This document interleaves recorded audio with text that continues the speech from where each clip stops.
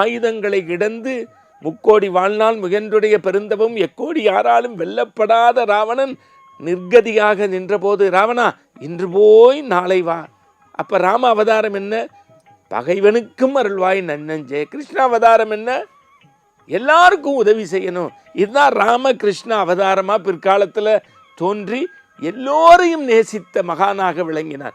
அப்போ இந்த தனிச்சிறப்புகள் இறை வழிபாட்டில், இப்போ விநாயகருக்கு ஒரு தனிச்சிறப்பு இருக்குது, முருகனுக்கு இருக்குது, கிருஷ்ணனுக்கு இருக்குது, ராமனுக்கு இருக்குது. அனுமன் எடுங்க, இந்த அண்ட சராசரங்களையும் வாயுபுத்திரனாக அஞ்சனா மைந்தனாக இருக்கக்கூடிய அனுமனுடைய சிறப்பு என்ன? அடக்கம் அடக்கம் அடக்கம் அடக்கம். சார், ராமனால் முடியாத பல விஷயங்களை அனுமன் செஞ்சான் சார்.